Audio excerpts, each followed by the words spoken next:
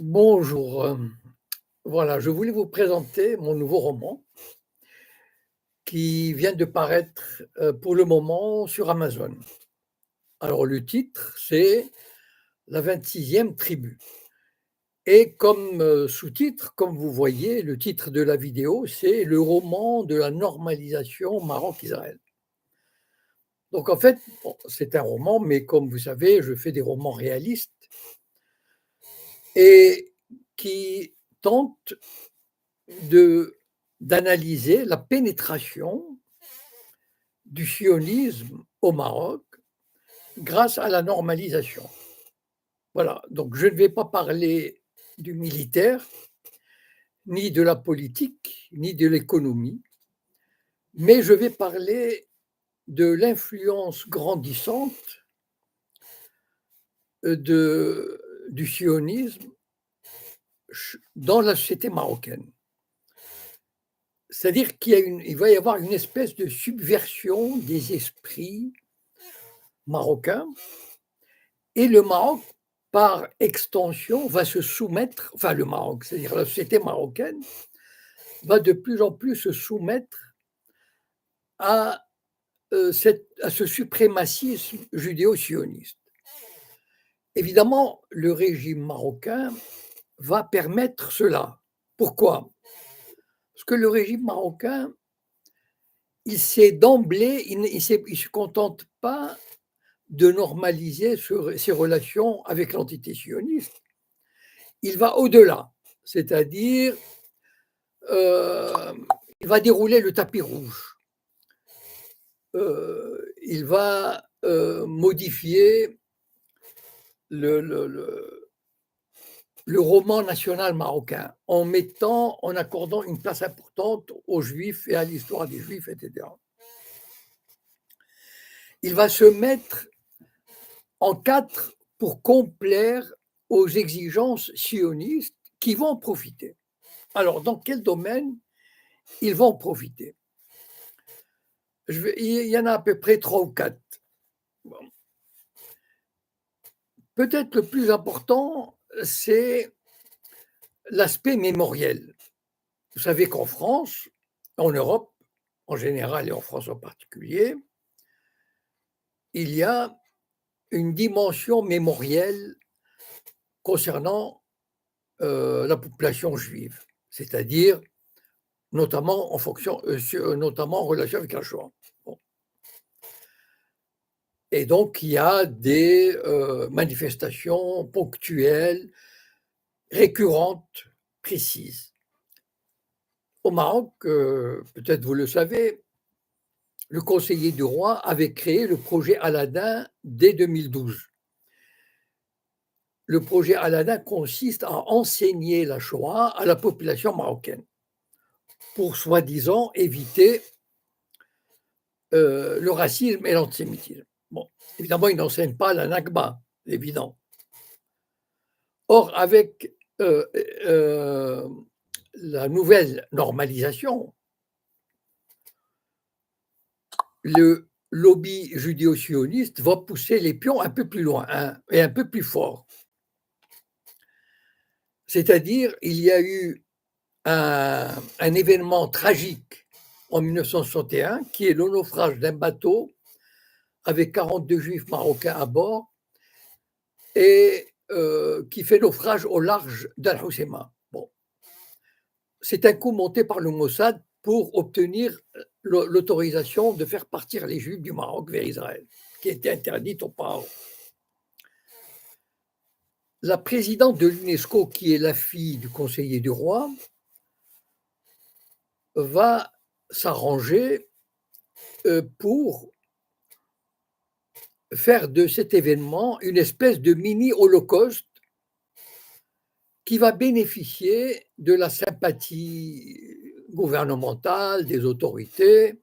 Elle va proposer de construire un mémorial dans le port d'Al Hoceima pour justement, et en contrepartie, faire du port d'Al Hoceima, un monument défendu par l'UNESCO, voilà, avec des subventions, etc. Donc, et et en prolongement de cela, établir une journée nationale pour, entre guillemets, célébrer la coexistence, la coopération, etc., etc. Et introduire cet élément dans l'histoire du Maroc. Voilà. Et donc, voilà, et ça, c'est un élément. Un autre élément, et d'ailleurs, celui-là, il est réaliste, mais je l'ai romancé. Il est réaliste, c'est-à-dire il est réel. Vous savez qu'il y avait 300 000 juifs au Maroc avant l'indépendance et qui sont partis à 99%. Certains avaient des propriétés, des terres agricoles, des fermes, des immeubles, des maisons, etc., qu'ils ont vendus, mais qu'ils auraient mal vendus, soi-disant. Et donc, le régime marocain a donné instruction pour faciliter la récupération de ces biens par les Juifs qui veulent bien retourner au Maroc. Et donc, on assiste à des expropriations des biens, des propriétés immobilières, agricoles ou immobilières, ayant appartenu à des Juifs et qui sont récupérés par des Juifs tout contents qui reviennent d'Israël et font main basse sur ces propriétés. Alors, il y a aussi le roi il fait tout pour corriger, disons, ce qu'on peut appeler une situation équivoque vis-à-vis des Juifs. Si les Juifs sont partis à 99%, c'est qu'il y avait des raisons. Voilà. Bon. Et donc, le roi cherche à corriger les erreurs de l'histoire. Et donc, il a donné des instructions pour réécrire les livres d'histoire, les livres d'instruction religieuse, dans le sens favorable aux Juifs, à la présence juive au Maroc, à leur histoire au Maroc. Alors, on fait tout pour, comment dire, nettoyer les cimetières, rénover les cimetières, les synagogues, réécrire l'histoire, etc.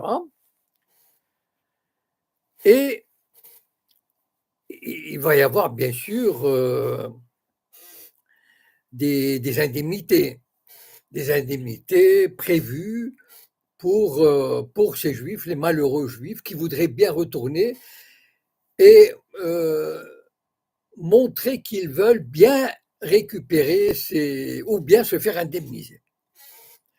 Et puis un dernier élément qui est la conversion. Vous savez qu'on dit qu'il y avait des tribus berbères qui étaient juives, qui étaient judaïsées, et qu'on aimerait bien que les instances juives ou bien des anciens fascis qui étaient des juifs au XVIIIe siècle, au XIXe siècle, et donc que le Mossad et ses services, ou l'agent juif et ses services, ou les Sayanim, etc., voudraient remettre à l'ordre du jour. Voilà. Donc voilà le tableau, c'est-à-dire la normalisation voulue par le régime royal marocain et dont les sionistes vont tirer profit dans ces domaines-là que je viens d'indiquer. Alors, si vous jetez un coup d'œil sur la couverture, il y a ce qu'on appelle, il y a le titre, la 26e tribu, mais il y a 4 lettres en hébreu qui veulent dire Yahvé. Yahvé, c'est le nom de Dieu ou de l'Éternel. Or, Yahvé, selon la numérologie juive traditionnelle, équivaut à 26. Et à 26, c'est un nombre symbolique très important. Évidemment, je n'en dirai pas plus pour ceux qui voudraient lire le livre, donc je ne voudrais pas déflorer le contenu, ni l'intrigue, ni les significations. Voilà, je voulais faire cette petite vidéo pour que vous ayez un aperçu succinct de ce que la normalisation et ses conséquences vont avoir sur la société marocaine. Je vous remercie et je vous retrouverai pour une autre vidéo.